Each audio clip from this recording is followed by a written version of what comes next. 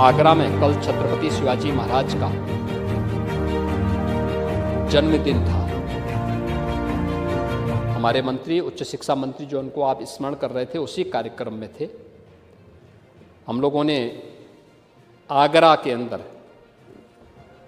जो कभी मुगल शासकों ने हिंदू बहन और बेटियों की इज्जत के साथ खिलवाड़ करने के लिए मीना बाजार बनाया था, वहाँ एक मीना कोठी भी थी। हम लोगों ने इसको पूरे अपने उसमें ले लिया है और हम वहाँ पे छत्रपति शिवाजी महाराज का भव्य स्मारक बनाने जा रहे हैं।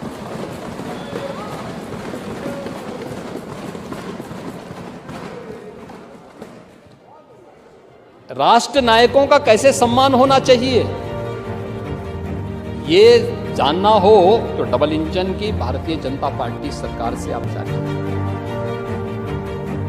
छत्रपति शिवाजी महाराज राष्ट्र नायक हैं, उनका स्मारक बनेगा। आप लोग अभी भी उसी गुलामी की मानसिकता से जी रहे थे।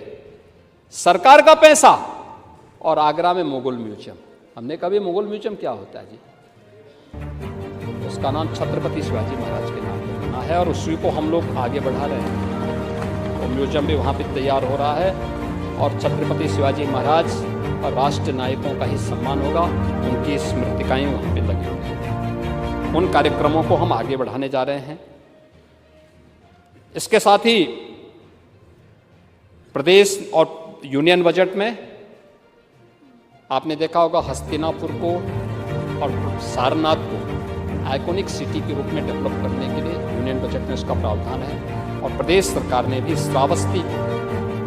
श्रावस्ती के साथ ही बटेश्वर को भी इस दिशा में आगे बढ़ाने की दिशा में हम लोगों ने कार्य प्रारंभ किया है। सदैव अटल जी की जन्मभूमि है और उसको हम लोगों ने इस कार्यक्रम को आगे बढ़ाने के कार्यक्रम के साथ जोड़ा है।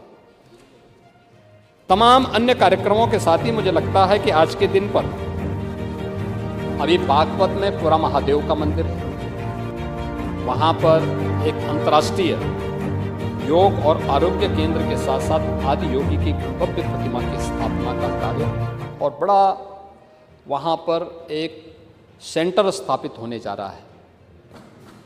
यानी वह आध्यात्मिक भी होगा, आयुष की दृष्टि से भी आप देखेंगे बहुत भव्य केंद्र वह बनने जा रहा है देश का। और एक पूरा महादेव में बागपत के अंदर हम लोग इस कार्य को पीपीपी मोड पर आगे बढ़ाए हैं। अयोध्या धाम में मंदिर संग्रहालय, एक म्यूजियम भी बनाया जा रहा है, जहां पे देश के अंदर मंदिरों की आर्किटेक्चर को लेकर के, भारत के अंदर किस प्रकार की आर्किटेक्चर रहा है पूरे देश के अंदर, उस दिशा में एक भव्य कार्यक्रम टाटा सन्स की ओर से वहां पर सरकार और टाटा सन्स के साथ एमओयू हुआ है। उस कार्यक्रम को वो आगे बढ़ाने जा रहे हैं। इको टूरिज्म बोर्ड के माध्यम के साथ भी हम कार्य आज प्रदेश के अंदर तेजी के साथ काम करा चुके हैं।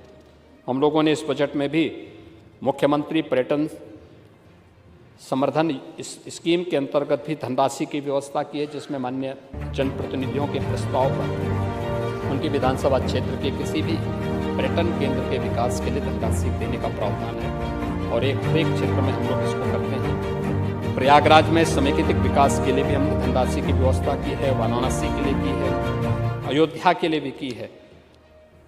और इसके साथ ही अन्य तमाम हम लोगों ने जो तीर्थ विकास क्षेत्र बनाए हैं, अयोध्या, नैमिषारण्य, बिंदु क्षेत्र, ब्रज तीर्थ विकास परिषद, इन सभी के लिए भी हम लोगों ने व्यवस्था की है। अयोध्या, वाराणसी, प्रयागराज, सारनाथ या अन्य तीर्थ स्थलों पर महत्वपूर्ण पर्यटन केंद्रों में महिला गाइड के विशेष प्रशिक्षण और लाइसेंस शुल्क में भी सरकार इसमें छूट प्रदान करने की व्यवस्था करेगी और सरकार इसको अपने स्तर पर प्रयास करेगी कि उन्हें छूट मिले और वो कार्य लाइसेंस उन्हें प्राप्त हो सके और महिला गाइड भी वहाँ पर लोगों को वहाँ पर प्रशिक्षण दे सकें, लोगों को गाइड कर सकें। इसके बारे में सरकार वहाँ पे कार्य करेगी।